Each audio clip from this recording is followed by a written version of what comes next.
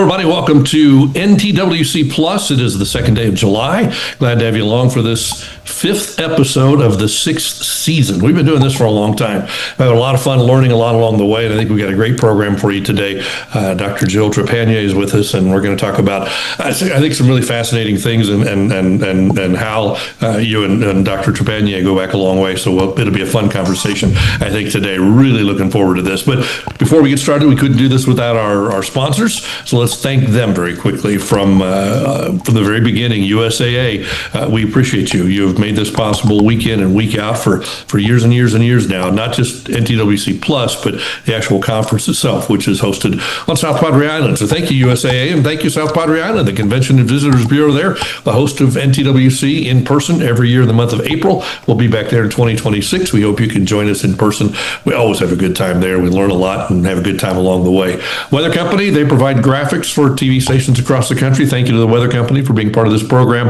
Weather Boy, providing scholarships, that's a big word, scholarships for students from colleges and universities throughout the United States to come to the National Tropical Weather Conference. And then LiveView, the group that helps us broadcast back to all the broadcast meteorologists' home stations while they're at the conference. And we appreciate all that you do. So this is our eye wall of experts today. Hal, before we get started, first of all, let me say good morning and welcome, Hal. Good morning. It's a beautiful day here in Galveston. It's a beautiful day. It's not a beautiful day in South Texas, but I'm not there today. As you can tell, this is not the usual digs in a hotel room in Denver, Colorado. If you look that way, you see the snow-capped mountains off to the west. We drove out there a couple days ago, and you know, it was a little chilly. How you get up 9,000 feet? It's a little cooler than it is down in Galveston, right? That's true. I was just texting with Phil Klotzbach. He's at 9,000 feet in Colorado. He said it was 65 degrees yesterday. I said, man, I can't even dream of a 65-degree dew point at this point. No kidding. So yeah, it's we're here just for a good time, and we're getting ready to head home. So I'm going to duck out a little bit early today to catch a flight. Before we do that, I want to show you though something. And you know, last week there was nothing in the tropics to talk about at all. In that time, Hal, from last week to now, we've seen, of course, Barry, which went in. It was barely a tropical storm. But where I live, if you can see this map, I assume you can see this, where I'm usually broadcasting is from right over here near Edinburgh, Texas. With Barry going in down to the south, we had 4 to 7 inches of rain at my house, and in my other house here on South Padre, 4, 7, 8, Brownsville, East Brownsville, 8.5, almost 9 inches of rain. And you go down to the core of this thing down in here, and look at those totals, 13.7 inches from a storm that was barely a tropical storm, Hal. Yeah, you know, it shows you those June rainfall totals, whether you have a named storm or not, are important. And it really confirms as well, we talk all the time, the cone is not an impacts cone. You could have flooding rains, you could have loss of life well outside the cone. And I think, you know, with these kinds of rainfalls, that's something we always worry about. Well, I feel like as the storm was coming in, I feel like I evacuated from South Texas to Colorado because the rain was coming. Let me get out of town. But Tim, you're setting a bad example. You're showing people you need to go to a beautiful vacation spot to evac. You know, hopefully get on a plane, right?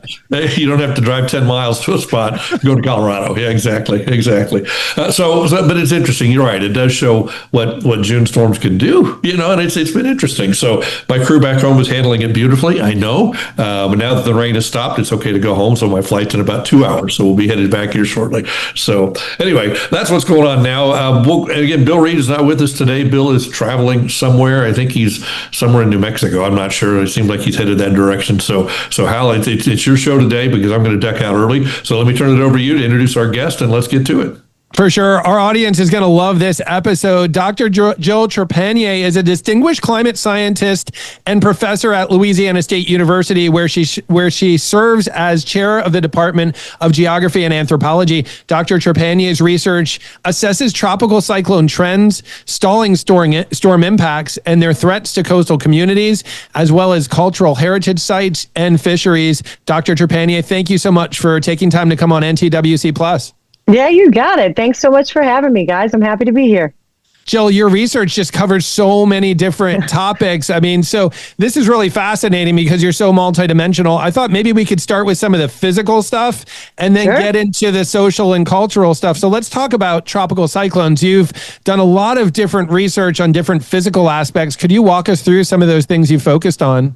Yeah, absolutely. So, oh goodness, I guess I've been doing research on tropical cyclones. My first published paper was in 2009. So time flies when you're having fun. So most of the stuff that I've focused on is wind, extreme winds, and what we think of as the most rare events, things like category 5s, 4s, those that don't happen very often in the record. So a lot of the stuff that I focused on initially was understanding how to estimate that rare occurring event. So the wind was the major focus. Then I did a bit of work on storm surge and understanding how those two components are actually related to one another. We all know that they are, but it's so locally dependent, right? Storm surge, where it actually impacts, how it's going to move, that, and even you and I, we did some work kind of focusing on surge and wind and barometric pressure and rainfall in all these systems. And then I think the one that's kind of the biggest, I guess, buzzword and the thing we should be looking at these days is rapid intensification. So that gets back to the wind element, but trying to understand some of the dynamics that lead to an event that will rapidly intensify versus one that doesn't. And I'll be the first to say we still don't know, right? We still don't know what that main catalyst driver is, if there is just one. I'm of the mind that it's a combination of a series of things, and that combination can look a little different each time.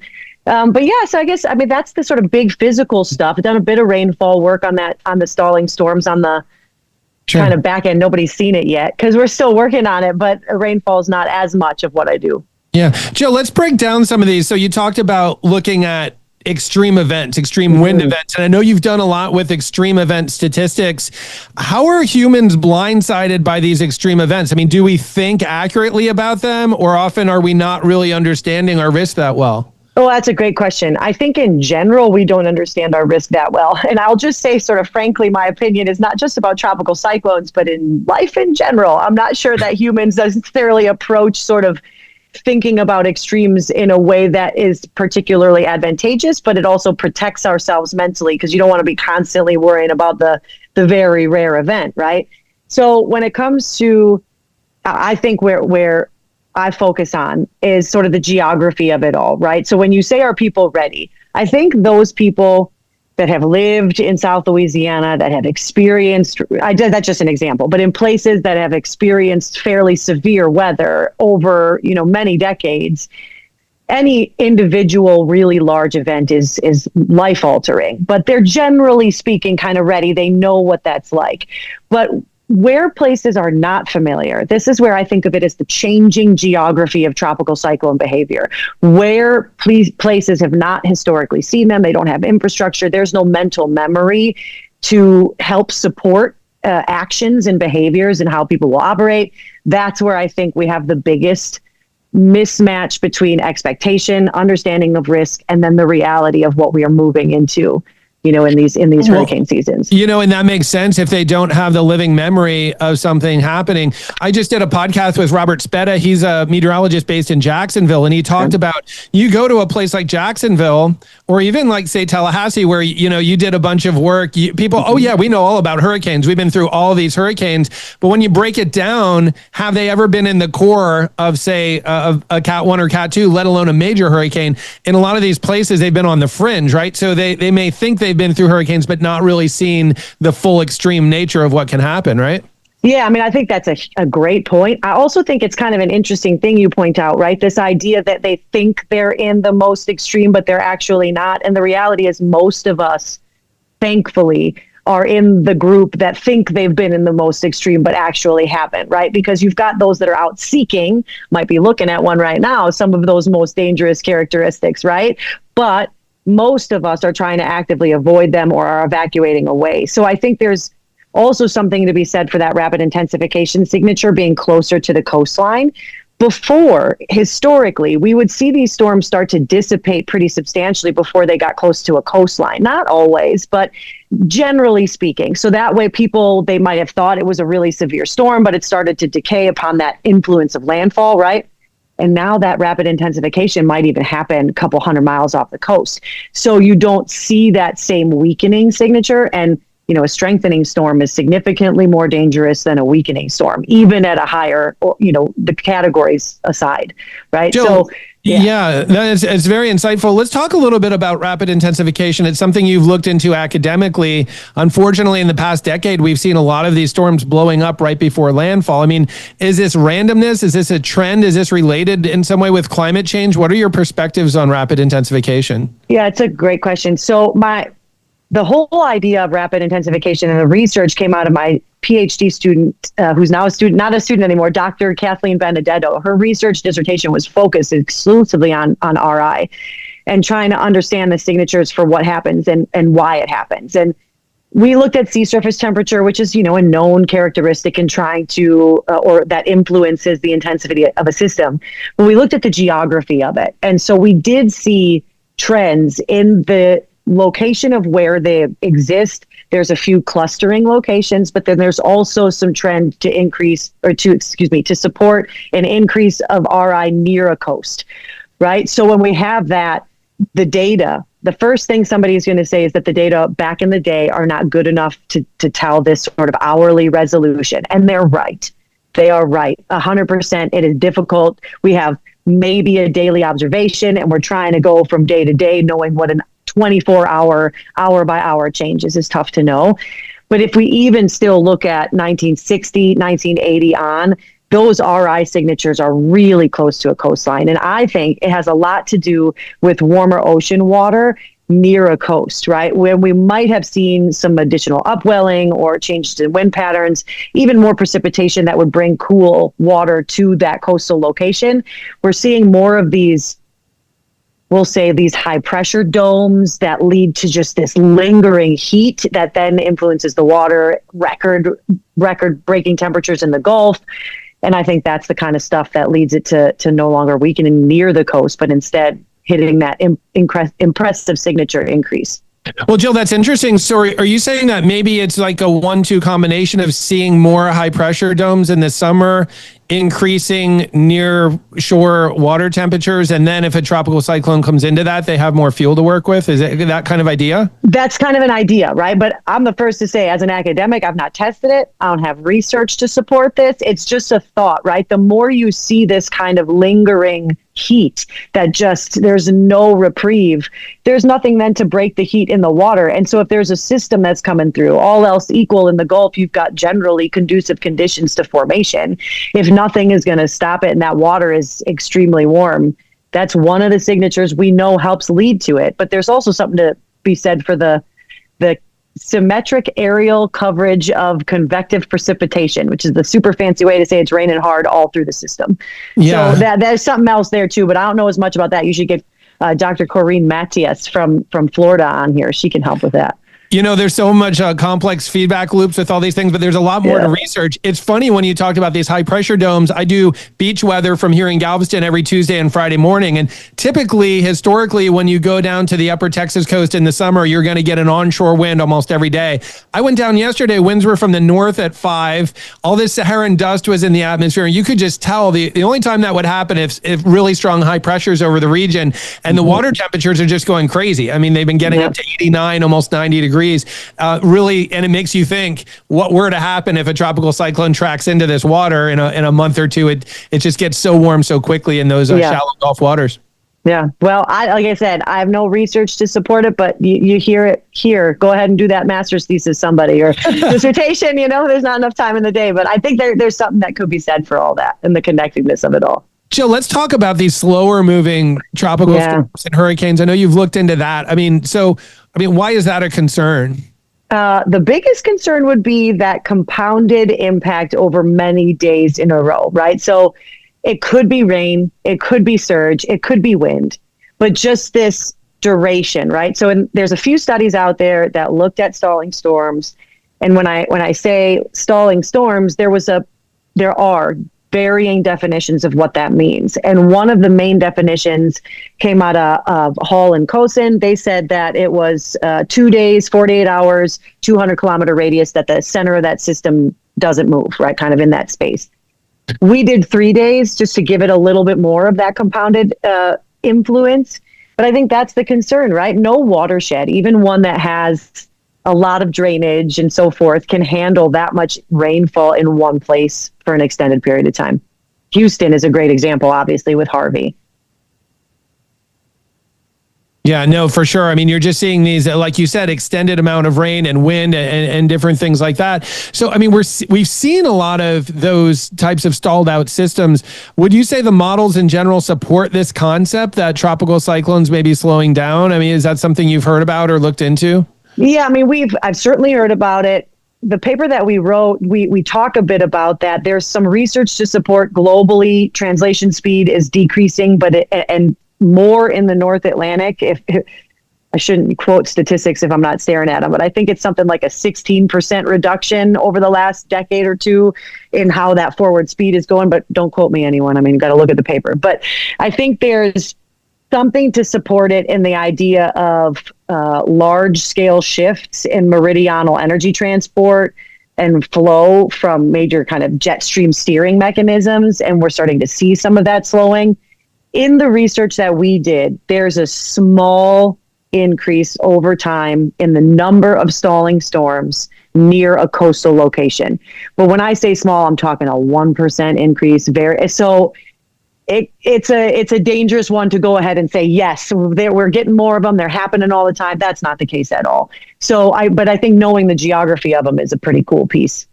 Yeah, no, for sure. It's so important, and it's important for people to realize. I think this not only impacts you right at the coast, but also slightly inland as well. I remember I was doing field work in Hurricane Florence in 2018. I was near Wilmington, North Carolina, so not right on the coast, but nearby. And there was a neighborhood with all these tree falls, and a few locals said, we really think the duration of this. They said the tree falls came towards the end of the storm, and it's just that prolonged wind. But by the end of the storm, the water is the soil is very waterlogged. It's not supporting the trees. And I thought, my goodness, if this storm moved through quicker, you might have a lot less tree falls. So it's these complex connections that we might not think about. Another one is something called compound flooding. I know you've looked into that academically.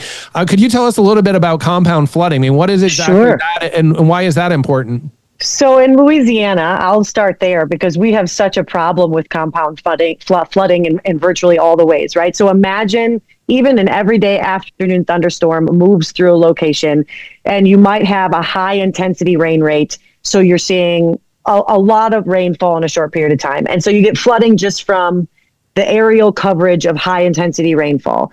Pair that with an environment that might be at high river flooding from a large snow melt over the winter time. And now you have rivers that are actively adding to the water in the landscape. So now we have a compounded effect from rainfall into the already flooded river plain, and then that floods as well. And then if you add it into sort of the municipality of a cityscape, right? If you start to mess with pumping stations, things can actually back themselves up. And then you have additional flooding in another way from really a human issue, I guess you might call it that. So it's really just this idea that you're taking flooding from multiple sources, moving it into a similar landscape, and then you see that landscape feel the impact of many sources of water in different ways. Yeah, that's a really good point, Jill. It's complex, but like you said, you're combining maybe storm surge, heavy rain, municipal water, all these things at once. I would imagine something that could really blindside people. I could see a slow moving Cat 1 or even a tropical storm doing a ton of damage from compound flooding. I'd imagine that might surprise people that said, oh, I only evacuate for Cat 3 or something like that. Yeah, well, so that's actually a really great point, right? If we think about Harvey rapidly intensified to a Category 4. But by the time it actually reached Houston, it was a tropical storm when it dumped all that rain. It wasn't a Cat 5. If it was, oh my gosh, there would be nothing left because that wind influence, right? If we have to remember that the category is specific to wind alone, and that matters so much. While it's useful for those that are, thinking about wind impacts, it can be a little bit, I don't want to say misleading, but it can forget the other things, right? And folks can not be sure about what that flooding influence can look like, rainfall or storm surge wise. So, yeah, I think that low category, high impact storm is definitely one that surprises people a lot. Absolutely. Yeah, Jill, and then those, that track really far inland too. That's such a good point too, because we have a category system based on wind alone. But most of the destruction and deaths actually happen from flooding. And so this is a complicated thing. I think one of the challenges is when we see something like a Harvey, go from a hurricane to a tropical storm. The media says it's now been downgraded. To the public, downgraded sounds like my risk has passed. Oh, by the way, it's going to rain 40 inches in your neighborhood and you're going to have water up to your roofs. But the media is going to say maybe sometimes it's been downgraded. I think as science communicators, it kind of puts us in a hole we have to dig out of and use a lot of statements, right? Although it's been downgraded, we're going to see 3 days of torrential rain with a lot of impacts. Like you said, it's a challenge when we go with the category system based on wind, but so much damage and destruction happens from flooding. Absolutely. And it used to include that information, right? Like the original Saffir-Simpson had things about barometric pressure, storm surge, rainfall, but because they're so locally dependent, right? It became pretty clear that you couldn't just put a blanket category 1 will have this wind with this surge, with this wind, this rain.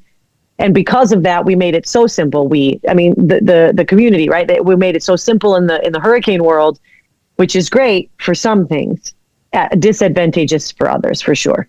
For sure. Jill, before we go to our sponsor break, I just wanted to ask you on a personal level. I mean, the last decade, Louisiana has just been getting pounded. I mean, we look at 2020, upper level Cat 4 Hurricane Laura in Southwest Louisiana. The next year, upper level Cat 4 Hurricane Ida. I mean, and that was in Southeast Louisiana. It's like all of South Louisiana has been severely impacted. What's it been like for you living in South Louisiana and going through this past decade with all these tropical cyclone strikes? It has been an eye-opening, very living, real-life experience. I studied hurricanes for quite a long time. I'm from Wisconsin, which is where I actually am physically right now visiting family. And I think there was something to be said for, the academic studies it, the academic learns all there is to learn about it, and then you live it. And you learn things that you never anticipated before. But I truly believe it's made me a stronger scientist and a better human in thinking about how to help my community and these types of things. But I will stress that from Lake Charles to New Orleans down to Grand Isle, Louisiana has been struck hard over the last few years. And so while we recover and we're a resilient group, it's obvious that it's taking a pretty big hit, because even those earlier ones like 2020 and Laura, and Lake Charles still has a fair amount of blue tarps on their roofs, right? It's not recovering completely because there's just no time in between disasters, which is difficult. So it's like good, but also difficult, right? I mean, we're here living it, but it teaches me stuff. Do you know if a lot of folks from the coastal parishes have moved north to the I-10 corridor? I mean, some of these communities like Cameron, I mean, they've been hit by Rita, Ike, Laura. I mean, a lot of really extreme hits in a short amount of time. Absolutely. There's serious population migration from right at that coastal waterway. I don't know numbers, but you can see it. You can see even in Grand Isle, right? So Grand Isle used to have quite a few thousand people, and their school had a couple thousand, or at least I don't want to use numbers because I don't know exactly, but a fair amount of students. I actually put one of my weather stations up at the Grand Isle School last summer, but there's not that many people there anymore. It's a much smaller community. Most of the people who come in are not there permanently, right? So there's a lot of, I come in and I visit and I fish and I use that beautiful landscape, but then I got to go live somewhere else because it's too dangerous to stay here permanently. Yeah, that makes sense. Wanting to keep those cultural connections, the recreation connections, but maybe living farther inland. And on the second half, we're going to talk a lot about your work on the social cultural side, which I think is going to be really fascinating for our listeners as well. Alex, I'll turn back to you for a word to share about our sponsors. And then I have a GeoTrek segment. And then I think our audience is going to be really excited to continue with Dr. Trepanier in the second half. All right, sounds good.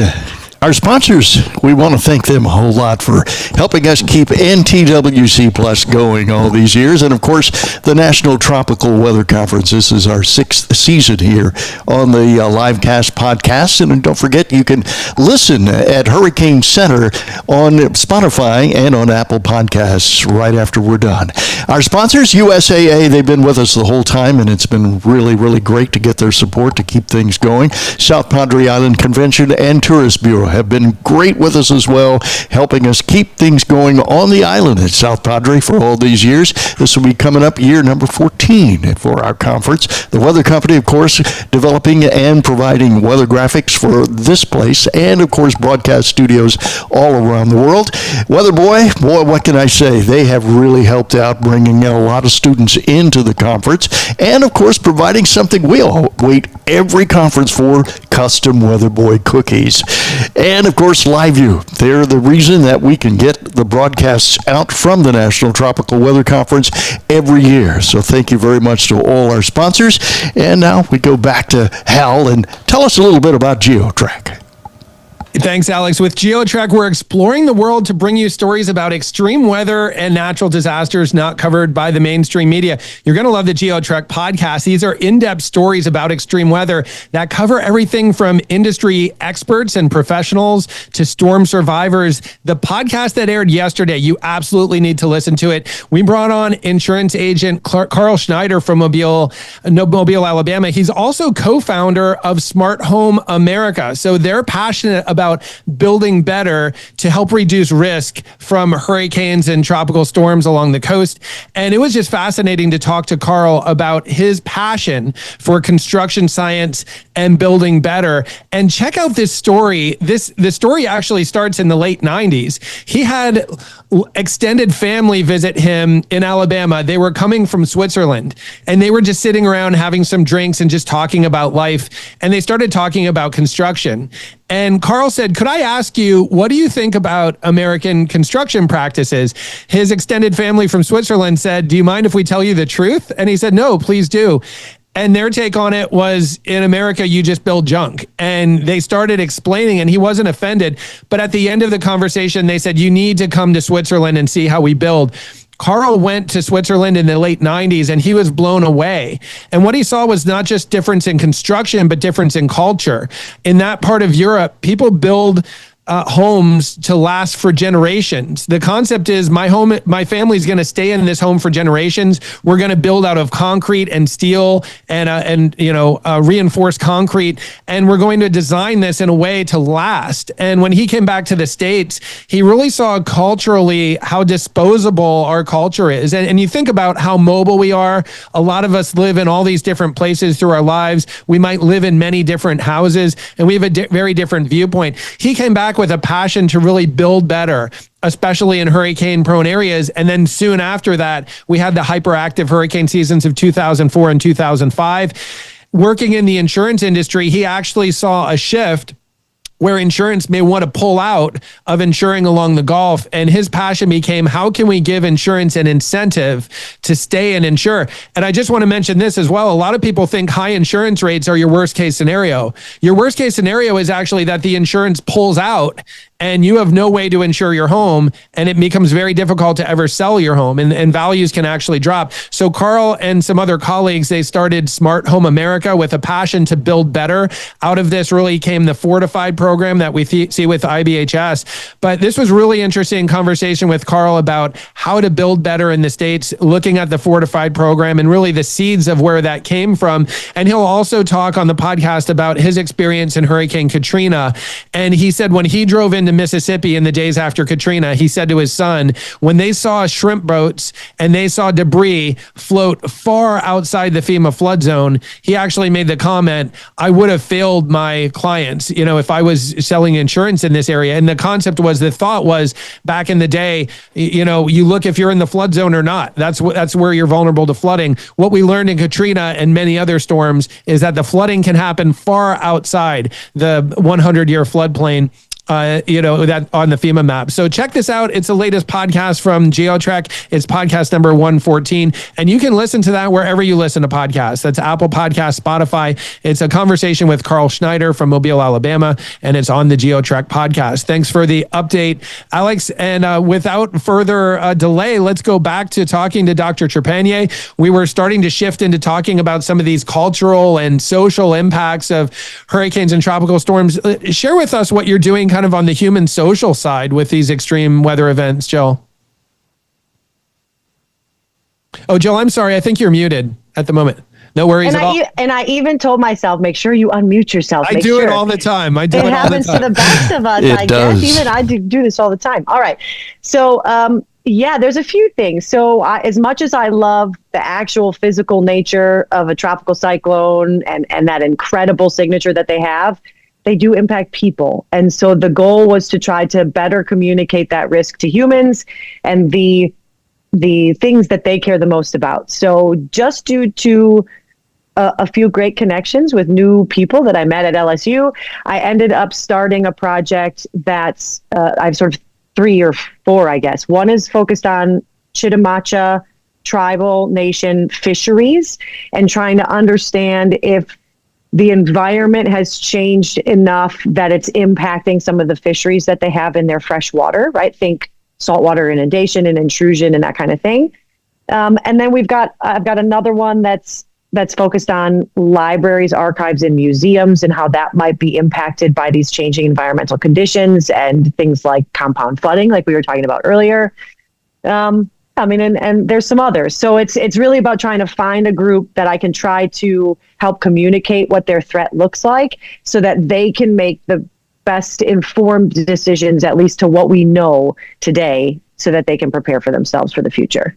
Joe, like especially with Native American groups, what does your interaction look like? Like how does the communication work with them? Like, does it start by just hearing from them, like what they value and what their perceptions are? Like, but then also you as a scientist, you're looking at very broad levels as well and very technical levels. How does that interaction look for determining what their risks are and how that impacts them? Yeah, that's a great question. So I can only speak from my own experience because I trust this situation is very different for everyone because this is human to human personality discussions, right? It's not like going to get to data from the National Hurricane Center and then running a stats model on it. So from my experience, it was because I was in a project with Louisiana Sea Grant and something at LSU called LSU Coastal Roots, which helps to plant native grasses and trees to help promote coastal restoration.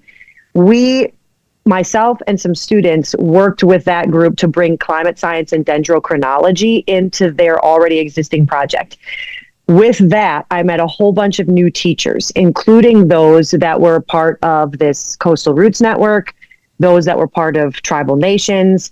So in my experience, I met the folks that were interested in working with me through another already established network. And then it became 100% participant driven, meaning while I might have had my preconceptions of what the situation was, what I thought we should study, that was back burner to where they led the story. So tell us what it is you see, how things are happening in your world, what are you noticing, what are you concerned about, and then let us go see if we can find it. That's fascinating, Jill. Yeah. So when you had the conversation like that, were there things that they were really concerned about that might not have been on your radar or other people on the team? Oh, that's a really good question. Now, when it comes to the fisheries stuff, 100%, but I like to eat fish. I don't know very much about them, if I'm going to be honest, right? So when it came to understanding this sort of biological nature of what would happen in a fishery and in the generations of fish, I learned so much. Whether it was from the Native American group, that the folks that we worked with, or even we have a biologist on the crew, Dr. Steve Midway from OCS here at LSU, so many acronyms. So I learned a lot, and there was a lot about fish that maybe I wouldn't have considered. Now, some of it is somewhat obvious, right? Water temperature change. Everything I know about aquatic systems, they're pretty dependent on the environment that they live in as far as that water temperature, right? So that one was more obvious. But then trying to understand how the increased wind and storm surge pushes sediment from nearby farmlands into the landscape and into that waterway, and how it could settle in some instances, but it depends on how fast the river is flowing. And there's so many complicated dynamics there that I think I was a little superficial, surface level in how I was thinking about it. And the more we learned, the more we were able to unpack. And what ended up happening was my student who just defended her master's, Georgia Davis, did her master's thesis focusing on the 5-year series of 2019 to 23 of the extreme weather behavior, starting with the berry of that year and the intense rainfall that happened in 2019 through the drought of 2023. Because as you mentioned earlier, right, Louisiana got multiple severe hurricanes. There was enough, unfortunately, in that 5-year study, some fairly significant extreme weather impacts that, and the biggest of which, no surprise, salinity impacted those fish quite a lot. So the drought was pretty substantially problematic. You know, that's fascinating. Obviously, a hurricane or tropical storm, it's headline news. Everyone's focused on it. A drought, sometimes it's a bit, it's sneaky in a sense, like it's just a whole lot of, dry weather. It doesn't seem as severe, but it sounds like you're saying the change in river flows, change in salinity, that could actually impact the coastal environment as well. And if you think about it, that actually ends up impacting more people if they're like me who like fish. Those fish become harder to find, more expensive to purchase. Might have to. So when we think about the far-reaching indirect effects to the people, there's a lot well beyond that very extreme nature of a landfalling tropical system. Yeah. Jill, I wanted to talk too. I mean, sea level rise and the very rapid subsidence of South Louisiana is kind of superimposed on all of these issues on the coastal environment. I mean, I'd imagine this is talked about a lot as well, and we're seeing the impacts of that, I'd imagine, right? Absolutely. I mean, when we talk about compounded issues, sort of not specifically flooding, but in this case, absolutely, there are so many things happening in South Louisiana that make it so that it's very difficult, if not impossible, to ignore the elements of a changing environment. You can talk all day about why it's changing and all of these things, but the fact that it's changing is obvious, right? You see land being lost due to river drainage moving in different directions, us levying up the system and changing the flow of that riverway, not being able to fish recreationally or commercially in the same places anymore, generations of families having to move because they can no longer have a viable living wage in that space. There's so much. And the sea level rise component, while real, is the slowest moving nature of it all, right? That's what I like to think of this as the long-term exposure to flooding, right? As opposed to the direct impact of an existing flood. So yeah, I mean, Louisiana does not have the luxury to ignore a changing environment. That's for sure. Yeah, for sure. That's fascinating. We know that the upper Texas coast through South Louisiana, just some very high subsidence rates or the land sinking, and obviously it compounds all of that. Jill, I wanted to ask you, here at National Tropical Weather Conference, we have a broad audience of adults and professionals. We also have a lot of students, from high school students through college students. Weather Boy sponsors several students every year to come to the in-person conference in South Padre Island. And when we interact with students, we see a lot of times there's passion and excitement, but as you're sitting at the dinner table with them, they often say, I don't quite know what I want to study. What topic should I? And I wanted to ask you, because you're doing all these different research topics across a very broad spectrum. If you were sitting down with an undergrad or grad student and they were like, what are these emerging topics? What are the things we should be looking at? I know I'm putting you on the spot here, but I just thought, even if it was 2 or 3 ideas of even general areas that a student could move into, what are those frontiers in extreme weather, tropical cyclone science, that a student could look at moving forward potentially? Oh, that's such a good question. And my mind just went to a bunch of different places all at once. Okay.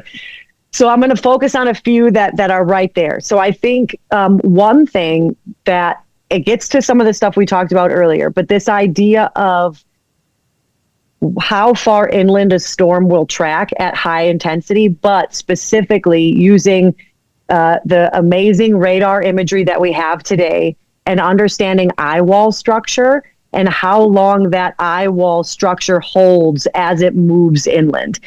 Because I think that leads to a large change in the impact that inland locations will receive, as well as where we talked earlier about those folks that are not used to this type of situation and think that it's low category, but it's holding structure and intensity a little bit more with that rainfall signature.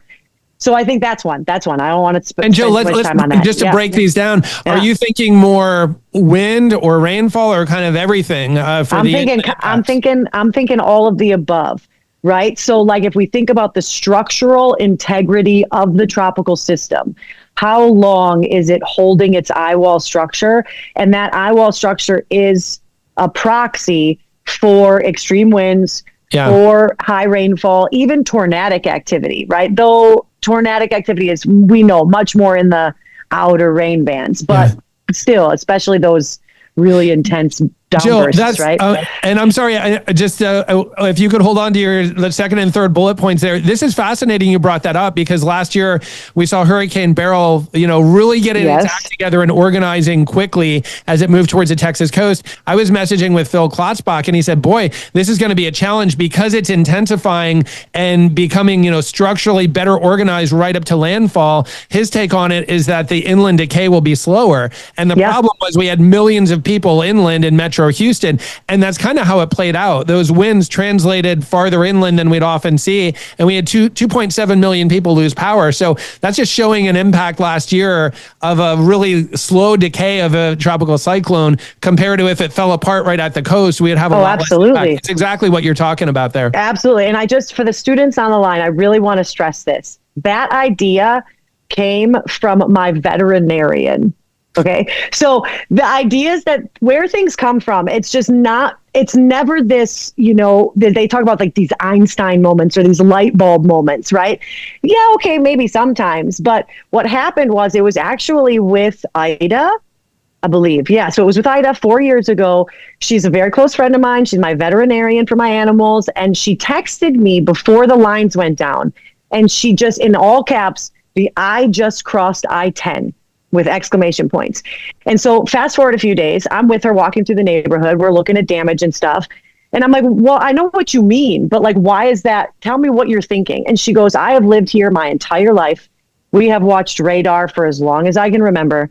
And I know it's better now than it used to be, but I don't remember seeing the structure of an eye cross the I-10 interstate. And Ida was one of these rapidly intensifying hurricanes that blew up. And then there's me, the nerd, that's like, what? That's such a good idea. This idea of looking at the structural breakdown of the system itself from radar imagery as it passes inland. And there's a billion caveats and difficulties with this, but I just thought, I wanted the students to know that those ideas come from the most interesting of places. So it does. And the last thing I want to say about that, I remember being at LSU and we were always encouraged, whenever you have a research question, ask, why does this matter? Like, who cares about this? But look at the millions of people that live along the I-10 corridor that are 80, 90 miles inland. This is a huge question for how will a hurricane impact Baton Rouge or Lafayette or Lake Charles, right? It's that inland decay.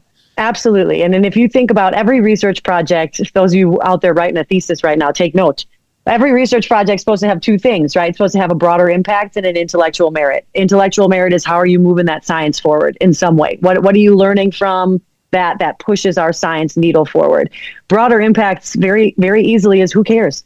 Does this matter in any way? And I will say, as somebody who studies hurricanes, my broader impacts is the easiest argument to make in any scenario ever. The only one I'd have trouble with is if I wanted to study fish hurricanes in the North Atlantic, right? Because all they're messing with is the fish. And so even then, I could probably make an argument if they're messing with a fishery, it's economic impact, right? So I say with the world of hurricanes, broader impacts are far reaching for sure. You can stretch it in lots of ways. And that's why we love to see students getting involved in tropical cyclone research, because the impacts are so huge. Like, what you're doing is going to matter. So fascinating perspectives. I know we took a tangent there from your first bullet point, but I think that inland decay is so important. It's what huge. Are some other broad ideas of things that a student could study moving forward? Okay, so I think there's also a really awesome sweet spot in this extratropical transition and this idea of both a system that is hanging on to its intensity longer and then thus able to extratropically transition into a middle latitude system all the way,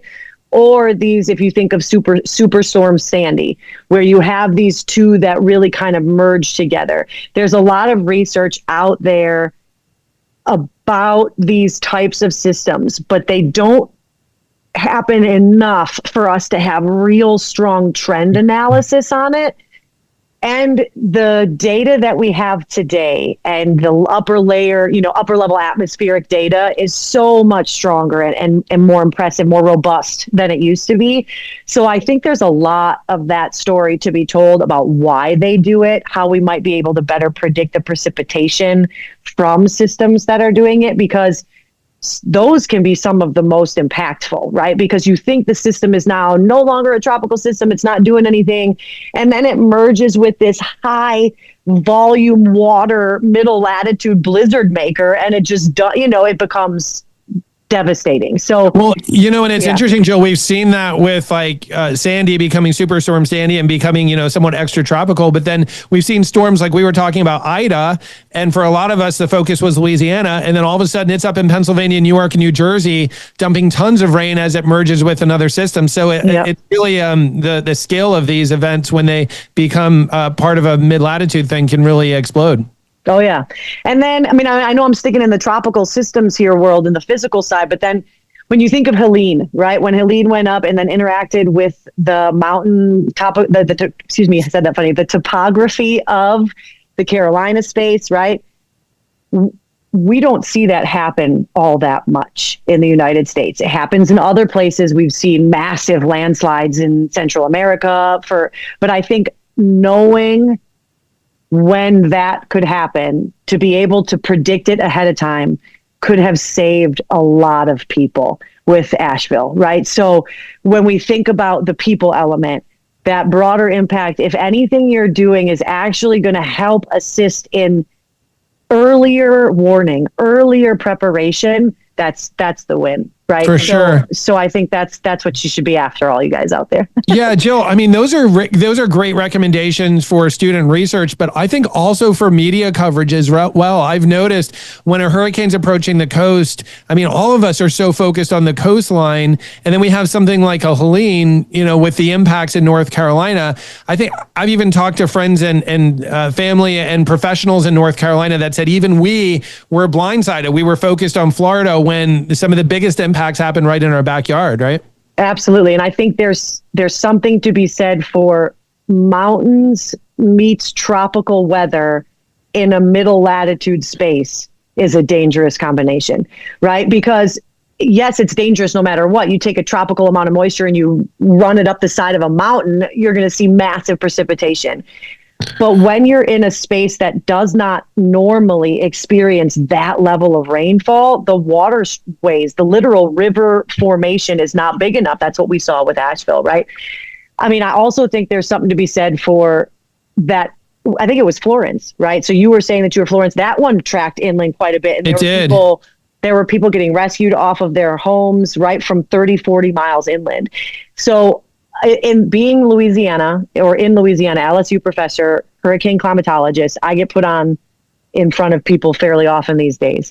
So I am almost always trying to scream, rapid intensification near the coast is not something that it exists. It happens. It's dangerous.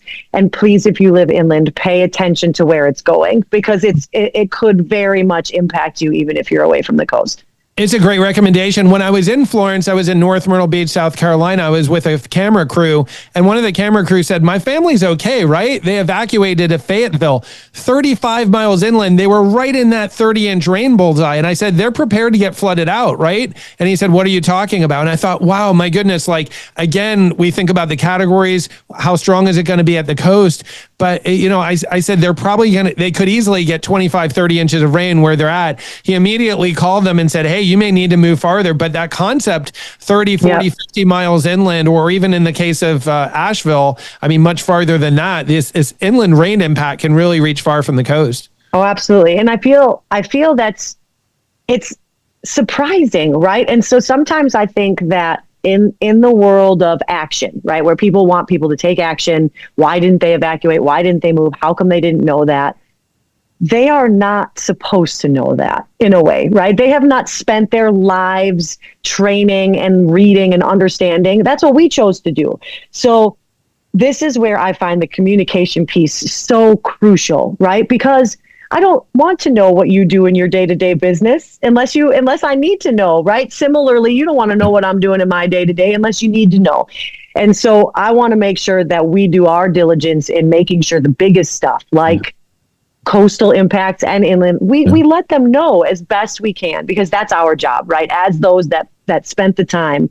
It's kind of that whole idea of, when a governor, like here, when Laura happened, J. Bell Edwards evacuated all of Lake Charles, listened to the National Hurricane Center, saved 2 million people, right? Yeah. That is a huge success, all because you work together. We all have different skills. And I think what you're saying is a really good point, right? Trying to talk to the people that know. And Jill, I really appreciate your sensitivity to the public. I mean, I go into hurricane zones every year. People are just busy. They're stretched thin. They're doing their best. A lot of them are really financially strapped. They're not spending their free moments in the evening reading hurricane papers, right? I mean, so they're just trying to do their best. They're taking the best available information.